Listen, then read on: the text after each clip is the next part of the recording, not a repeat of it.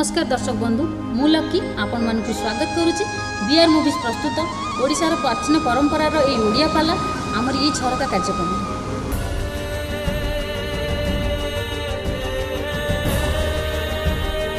ओरे तो देहरी बे पांचटा तत्व अछि खाली मो देहर अछि समस्त को देहर अछि समस्त को देहर केमिति अछि केमिति आसिला केमिति अछि देखिबा सुन हां सर्वप्रथमे हां बापा मां उभयंकर मिलन रे आज्ञा गोटे छुआटे जन्म निये आगे ठीक बापा हां बारे वायु हां पारे पानी आज्ञा बापा ठारू दीटा भूत आसे दीटा महाभूत ठीक मां मां मारे माटी हां आरे आकाश हां मां ठारू दीटा महाभूत आसे आज्ञा बापा ठारू वायु पानी हां मां ठू माटी आ आकाश दीदु चारि महाभूत आसी गला आ गोटे महाभूत बाकी रहिला से को महाभूत अग्नि अग्नि महाभूत अग्नि कोठ रहिला दियासिली भितर रहिला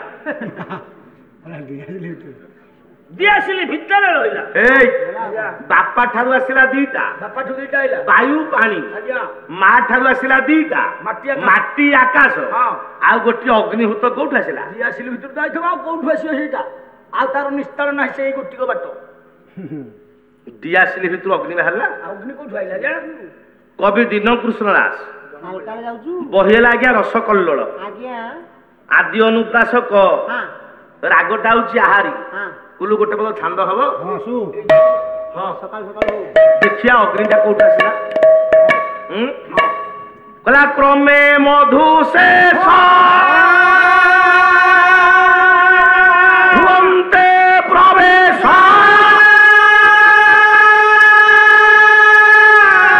ये होइला ग्रीष्म समय कुलु बड़ा करमाळी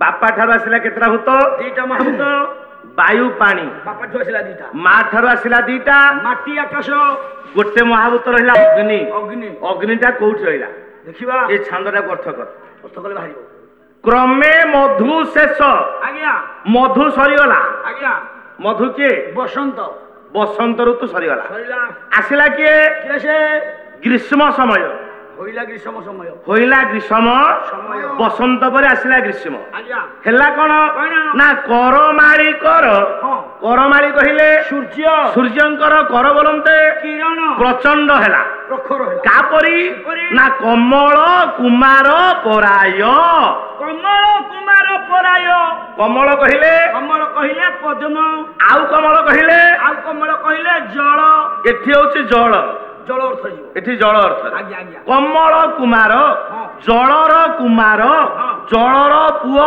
किए नारुआ ढंड तो मुंड जलर पुओ किए कुंभीर अरे सूर्यंकर किरण कौन धंड परी प्रचंड है या अर्थ करा कुंभीर परी प्रचंड है जलर पुओ है अग्नि अर्थ केमिति सूर्यंकर किरण अग्नि परि प्रचंड हैला बुझिलु आज्ञा बुझिलु ताले कह मते अग्निटा आसिला कोठू जल भितरु जल भूतटा का पाखरे अछि बापा पाखरे अछि ताले बापा ठारू केतेटा भूत आसिला बापा ठू दीटा आसीथिला जल भूत जेउतु आसी ता बापा ठू आसीला अग्नि भूत तीनिटा भूत बापा ठारू दीटा भूत मा ठारू आज्ञा पंचभूत परा एकाठी होइले जीवर सर्वना हुए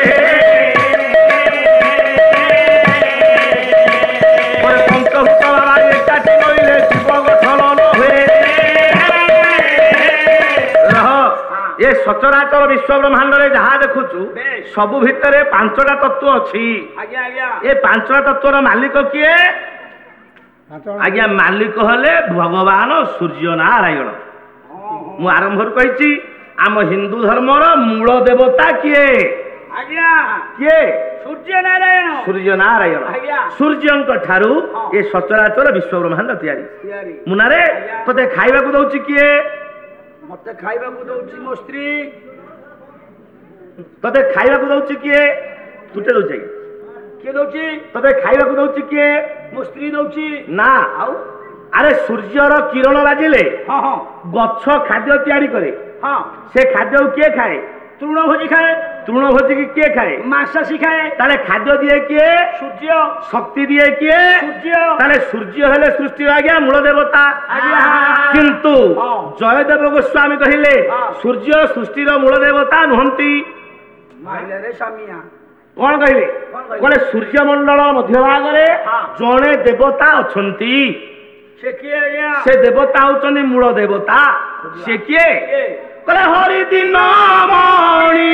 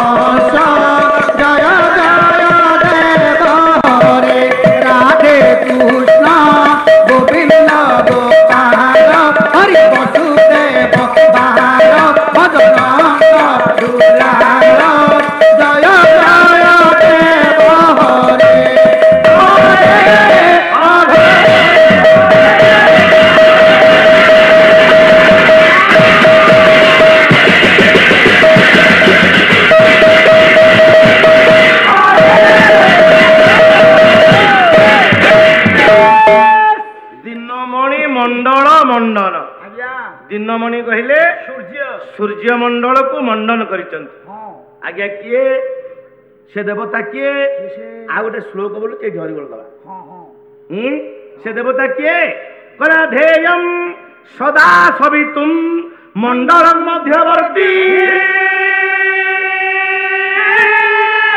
नारायण सरसिजासन सरनिविष्ट केयूरवान मकर कुंडल भान किरीटी हरि हिरणमय बपु धृत शंख चक्र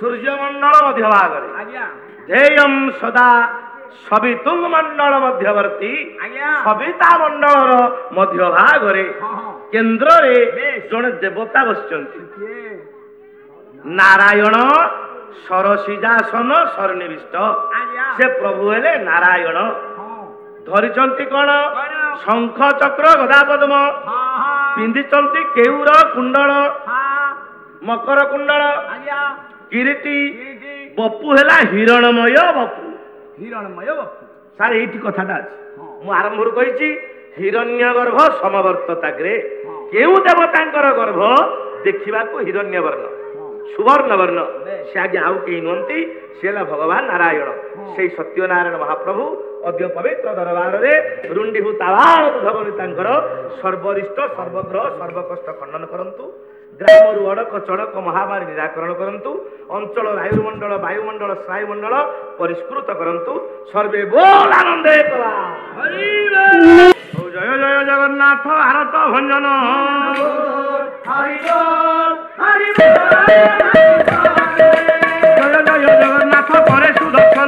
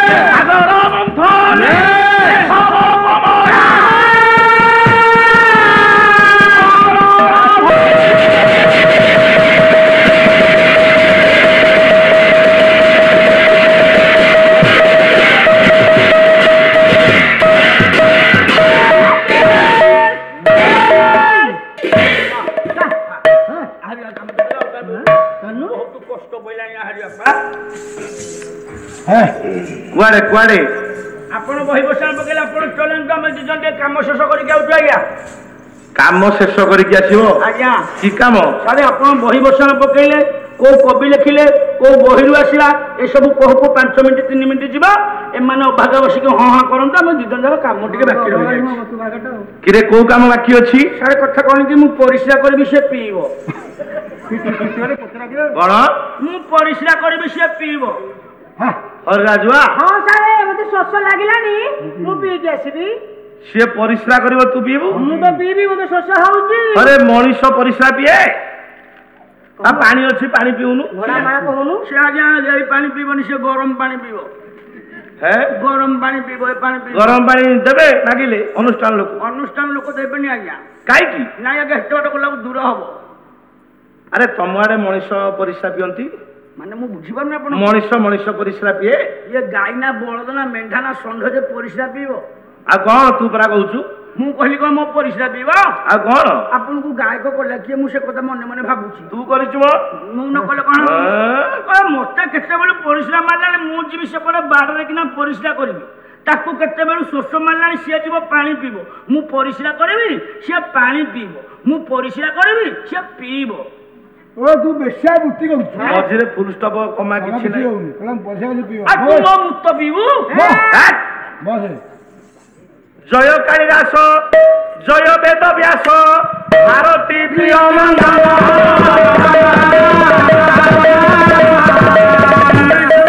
କବି ମଣ୍ଡଳୀ ଲଲାଟ ସହିତ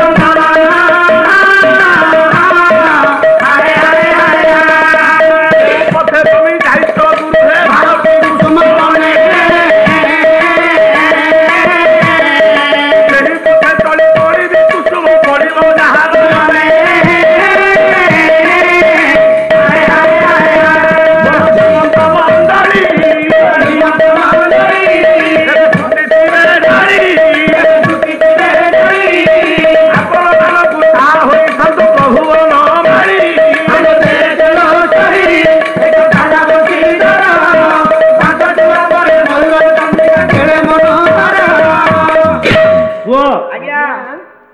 ବଙ୍ଗଳାଶ୍ରୀ ରାଗରେ ଗୋଟାଏ ପଦ ଆବୃତ୍ତି କରିଛି। ବଙ୍ଗଳାଶ୍ରୀ ରାଗ କବି ହେଲେ ଆଜ୍ଞା ପ୍ରକୃତି କବି ସ୍ୱଭାବ କବି ରଙ୍ଗାଜୀବ କବି ଗଙ୍ଗାଧର ମେହେର।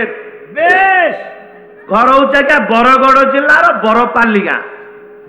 ତନ୍ତୀ ପରିବାରରେ ଜନ୍ମ, ପଞ୍ଚମ ଶ୍ରେଣୀ ପାଠ ପଢୁଆ ପୁଅ, ଦାରିଦ୍ର୍ୟର କଷାଘାତରେ ଯିଏ ସାରା ଜୀବନ କପିଡ଼ି ସେଇ କବିଙ୍କର ଗୋଟିଏ ଲେଖା ମୁଁ ଆବୃତ୍ତି କରିଛି। ଭାଗ୍ୟବାନ ସଦା ଭାଗ୍ୟ ଫଳ ଲଭେ ଅଭାଗା ଲଭେ ଅଶିବ। ଆଜ୍ଞା ମୁଁ ନା ଚାଲୁ ଆଜ୍ଞା ଦୁନିଆରେ ଦି ପ୍ରକାର ଲୋକ ଅଛନ୍ତି। କଣ କଣ?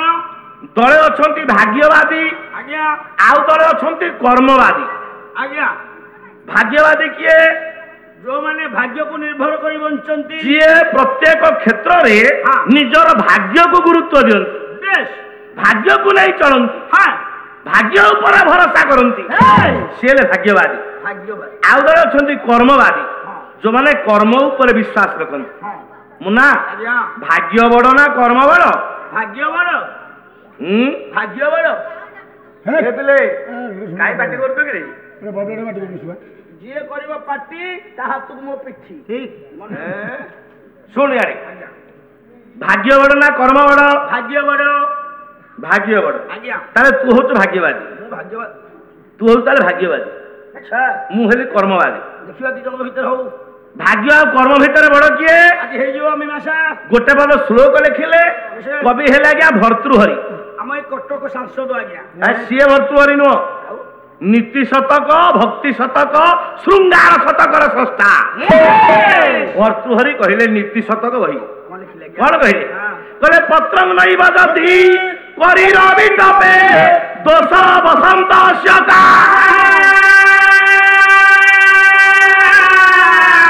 ଉଲ୍ଲୁକ ନଚ ଦୃଶ୍ୟତେ ଯଦି ଦିବା ସୂର୍ଯ୍ୟସ୍ୟ ବିନ୍ଦୁସାର বাড়ি নইব পততি যদি তাপ প্রমুখে কিংবে সিরাং বারিধে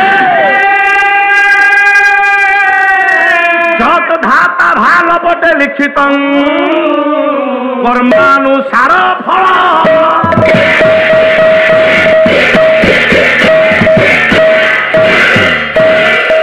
ওরে প্রতিপক্ষ মোর গায়ক অছন্তি মধুসূদন পতি মহোদয় মধুআইনা ମଧୁବଡ଼ା ଅଛନ୍ତି ଭଡ଼ା ବା କଣ ଗାୟକ ନଟରାଜ ମଧୁସୂଦନ ପତି ଆଉ ଭଲ ନାଚିଲା ବାଲା ଭଲ ନାଚିଲେ ସେଥିପାଇଁ ନଟରାଜଙ୍କର ପୁଅ ଆଜ୍ଞା ଦେଖି ଠାକୁଟା କେମିତି ଯାଉଛି ଜଣା ପଡିବ ନା ବଡାପା ନେଇଯିବେ ଯେ ଗୁଡେ ଗାଇଲେ ଗୁଡେ ଡେଇଁଲେ କଣ ପାଲା ହବ ଯାଇଲ ପୁଅ ଆଜ୍ଞା ପାଲା ଦାସକାଠିଆ ନୁହଁ ନାଇଁ ପାଲା ଘୋଡା ନାଚ ନୁହଁ ନାଇଁ ପାଲା ଧୁରୁକି ନୁହଁ ଧୁଡୁକି ନାଚ ନୁହଁ ନାଇଁ ଇଏ ପାଲା ଓଡିଶାର ପାଣ୍ଡିତ୍ୟ କଳା ବିଦଗ୍ଧ କଳା ପାଲା ପାରିଲେ ପାଲା ଆଣ୍ଠୁ ମାରିକିରି ମଲା ନ ପାରିଲେ ମଲା ଆଉ ପୁଅ ଆଜ୍ଞା ଶୁଣୁ ଭାଗ୍ୟ ବଡ ନା କର୍ମ ବଡ ଦେଖିବା ଦେଖି ହଁ ମୁଁ କହୁଛି କର୍ମ ବଡ ମୁଁ କହୁଛି ଭାଗ୍ୟ ବଡ ଶୁଣୁ ଆଜ୍ଞା କବି ଭର୍ତ୍ତୃହରି କହିଲେ ଆଚ୍ଛା ପତ୍ରଂ ନୈବ ଯଦି କରୀର ବିଟପେ ଆଚ୍ଛା ଦୋଷ ବସନ୍ତ ଶକା ହଁ ହଁ ପୁଅ ଯେତେବେଳେ ବସନ୍ତ ଋତୁ ଆସେ ଆଗମନ ହୁଏ ବସନ୍ତ ଋତୁରେ ମଳୟ ପବନ ବହେ ମଳୟର ସ୍ପର୍ଶ ବାଜିଲେ ଯେତେ ବୃକ୍ଷଲତା ଅଛନ୍ତି ସମସ୍ତେ ପଲ୍ଲବିତ ହୁଅନ୍ତି ଆଜ୍ଞା କୋମଳ ପତ୍ର ପୁଷ୍ପ ଧାରଣ କରନ୍ତି ଧାରଣ କରନ୍ତି କିନ୍ତୁ ଆଜ୍ଞା ଗୋଟାଏ ଗଛ ତା ନାଁ ହଉଛି ବାଉଁଶ ବାଉଁଶ ଗଛରେ ମଳୟର ସ୍ପର୍ଶ ବାଜିଲେ ବାଉଁଶ ଗଛ ପତ୍ର ଝଡା ଦିଏ ଠିକ ଠିକ ଦୋଷ କାହାର ଦୋଷମୟ ମଣିଷର ଦୋଷ କଣ ବସନ୍ତର ନା ଦୋଷ କଣ ମଳୟର ନା ତାହେଲେ ବାଉଁଶ ପତ୍ର ଝଡା ଦିଏ କାହିଁକି ଆମେ ମାନେ ତା ପତ୍ରକୁ ଓଳେଇକି ଆଣିକି ଧାନ ବସେଇବା ବୋଲି ଆଉ ତମେ ଧାନ ନ ଉସେଇଲେ ତାର କଣ ଲାଗୁଛି ମଣିଷ ବଞ୍ଚିବ ପୁଣି କହିଲେ ଉଲ୍ଲୁକ ଲୋକ ଉଲ୍ଲୁକ କହିଲେ ପେଚା ପୁଅ ଅନ୍ଧାର ରାତି ଯୁଆଡେ ଦେଖିବୁ କିଟିବିଟି ଅନ୍ଧାର ଆଚ୍ଛା ଅନ୍ଧାରରେ ମୁହଁକୁ ମୁହଁ ଦେଖାଯାଏନି ନା ଏତିକି ବେଳେ ଗୋଟାଏ ଯିବ ଉଡି ବୁଲେ ସେ ହଉଛି ଉଲ୍ଲୁକ ଲୋକ ଅନ୍ଧାର ଦେଖାଯାଏ ଯେତେବେଳେ ସୂର୍ଯ୍ୟ ଉଦୟ ହୁଏ ସଚରାଚର ବିଶ୍ୱ ବ୍ରହ୍ମାଣ୍ଡ ଆଲୋକିତ ହେଲା ବେଳେ ଆଜ୍ଞା ସେଦିନ ଅନ୍ଧ ହେଇଯାଏ କିଏ ନା ପେଚା ତା ଆଖିକି ଦେଖାଯାଏନି ଦୋଷ କାହାର ସୂର୍ଯ୍ୟଙ୍କର ଦୋଷ ସୂର୍ଯ୍ୟଙ୍କର ନୁହଁ ପୁଣି କହିଲା ବାରି ନଇବ ପତତି ଯଦି ଚାତକ ମୁଖେ କିନ୍ତୁ ଶିଣାଙ୍ଗ ବାରି ଦେ ଆଜ୍ଞା ଏ ପୃଥିବୀରେ ହାତୀ ଭଳିଆ ଜୀବ ଅଛି ଓଟ ଥରକେ 50 ଲିଟର ପାଣି ପିଏ ତା ଭଳିଆ ଜୀବ ଅଛି ଗଣ୍ଡା ଅଛି ଜଳହସ୍ତି ଅଛି ବଳଦ ଅଛି ଏମାନେ 100 ଲିଟର ପାଣି ପିଇ ପାରନ୍ତି କିନ୍ତୁ ସେମାନଙ୍କ ପାଇଁ ପାଣି ଅଛି ଗୋଟେ 4 ଆଙ୍ଗୁଳର ପକ୍ଷୀ ତା ପାଇଁ ପାଣି ନାହିଁ ସେ କିଏ ଚାତକ ନଦୀ ଜଳ ପିଏ ନା ଝରଣା ଜଳ ପିଏ ନା ପୁଷ୍କରିଣୀ ଜଳ ପିଏ ନା ଉପତଡ଼ାକ ଜଳ ପିଏ ନା ଜଳ ପିଏ ନା ଆକାଶରେ ଉଡୁଥାଏ ଯେତେବେଳେ ବର୍ଷା ଜଳ ପଡେ ବା କାକର ବିନ୍ଦୁ ପଡେ ବର୍ଷା ଜଳ କାକର ଜଳ ଖାଇ ବଞ୍ଚେ ଚାତକ ମୁନା କହିଲୁ ଦୋଷ କାହାର ଭାଗ୍ୟର ଚତୁର୍ଥ ପାଦରେ କବି ମୀମାଂସା ଦେଲେ ଯତ୍ ଧାତା ଭାଲ ପଟେ ଲିଖିତ ବିଧାତା ଯାହା କପାଳରେ ଯାହା ଲେଖିଛି କର୍ମାନୁସାର ଫଳମ୍ କର୍ମ ଅନୁଯାୟୀ ଫଳ ଲେଖିଛି ଯେମିତିଆ କର୍ମ କରିବୁ କର୍ମ ଅନୁଯାୟୀ ଫଳ ଭୋଗ କରିବୁ ସେଇଥିପାଇଁ ପଣ୍ଡିତ ମାନେ କୁହନ୍ତି କର୍ମକୁ କରି ଆଗୁ ସାର ପଣ୍ଡିତ ଜନ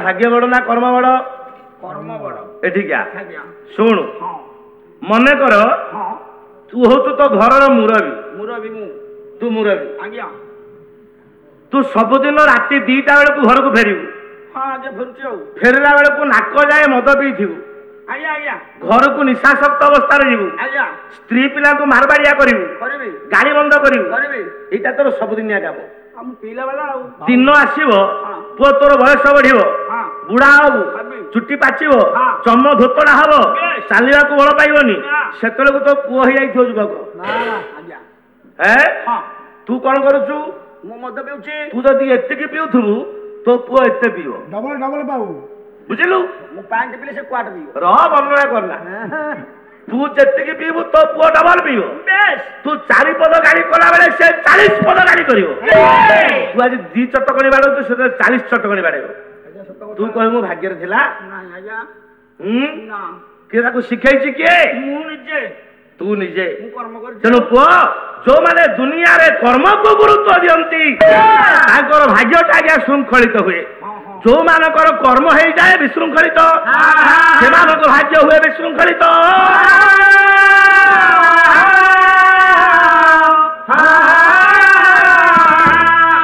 କର୍ମ ବଡ ନା ଭାଗ୍ୟ ବଡ ଏଠି କର୍ମ ବଡ କର୍ମ ବଡ ଆଜ୍ଞା କର୍ମକୁ ଗୁରୁତ୍ୱ ଦେବା ଶିଖ ହଁ କର୍ମକୁ ଶୃଙ୍ଖଳିତ କରିବା ଶିଖ ଭାଗ୍ୟ ଶୃଙ୍ଖଳିତ ହେଇଯିବ ଅଟୋମେଟିକ ମଉସା ଜଣେ ରାଜାଙ୍କ ବିଷୟରେ ଆଜି କହିବି ହଁ କର୍ମବାଦୀ ରାଜା ହଁ ସେ ରାଜା କିଏ ସେ 4 ଯୁଗରେ 4 ଜଣ ହଁ। ପୁଣ୍ୟ ଶ୍ଲୋକ 4 ଯୁଗ 4 ତା ଭିତରୁ ଜଣେ ପୁଣ୍ୟ ଶ୍ଲୋକ ରାଜାଙ୍କ କଥା କହିବି ଦେଖିବା 4 ଯୁଗରେ କିଏ ସେ ଜାନା ସିଆଡେ ଛାଡ଼ିଦେ ସେ ରାଜା କିଏ ନା ଧର୍ମବନ୍ତ ନ୍ୟାୟବନ୍ତ ନୀତିପରାୟଣ ରାଜା ରାଜାଙ୍କର ନାମ ହେଲା ପୁଅ ଯୁଧିଷ୍ଠିର